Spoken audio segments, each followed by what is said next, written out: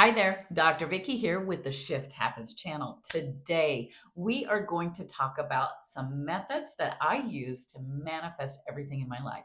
Now, it's one that might feel a little uncomfortable, but boy, the results are huge, right? Everything begins and ends with you. You can try and control everything out here, but it doesn't work, right? The only thing you can control is yourself. And what does that mean? You can control your thoughts, your words, and your attitude. And that is what impacts your energy, which then inspires your action. And everything starts reflecting on the outside.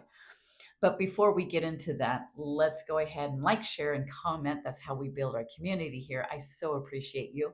Thank you for being here. I want to help you. I've been manifesting consciously for over 10 years now, and I've manifested some really wonderful things, and I want to help you along the way. There are some moments when we get stuck and we get scared, we doubt, we question, and so often, a lot of you come to me, especially with the SP. And SP could be a romantic, it could be a colleague, it could be a boss, family member, whatever, right? It's a relationship. And people come to me about money. Money's a biggie, and it has a lot of money and love or relationships have a lot of core beliefs that can go against you, right? And it's just a matter of finding them and then just adjusting a little. You are never set in stone, right? Okay, you've developed some things, you've developed some beliefs along the way, especially when from 0 to 7 years of age, you have been programmed, so to speak.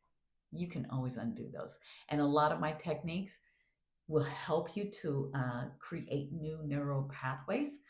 And it can be fun, but just allow it to be fun.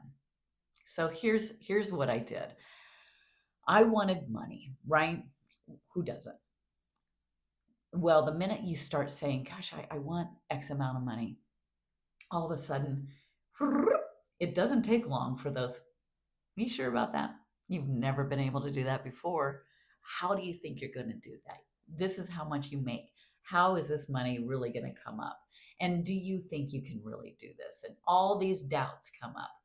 And some of them are just doubts. It's your mechanism to protect yourself, right?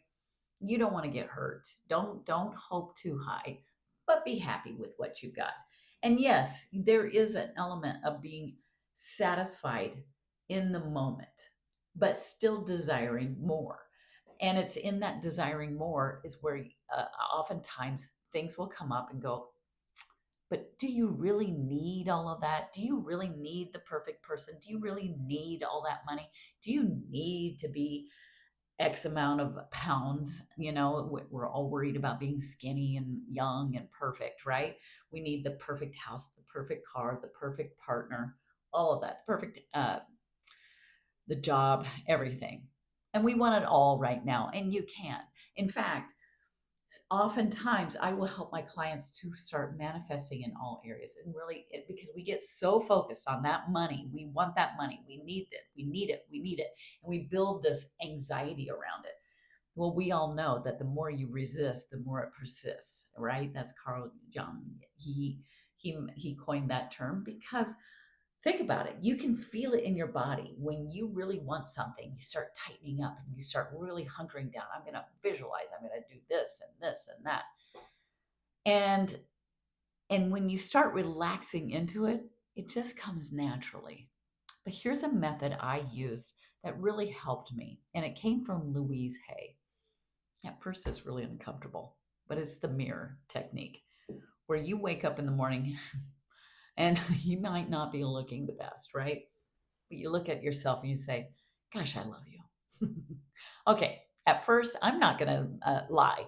I was like, love you, man. And then I'd leave and be like, looking good, and I would just be like kind of playing with it and kind of having fun because it was really uncomfortable. And I could only hold my vision for just a minute, not even a minute, a second, if that, right? It's like, hey, and it's like when you really, especially when you wake up in the morning, because no one really looks that great. But you know what? The more you do it, the more you hold yourself, even if you can't say, I love you, Just look at yourself. Just stare at yourself. And there's other methods to that mirror method. I also teach my students and my clients to just stare at yourself for 30 seconds. It could be any time of the day. And just look. And don't judge any thoughts. Just allow the thoughts to come up. And just continually to do that once a day, 30 seconds. Just nothing. Just look into your eyes. Look into, and don't make this into a thing. Listen, I'm a little anxious and I got a little OCD.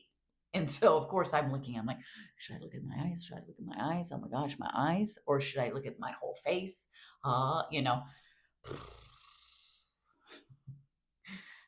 Do whatever feels good, or don't.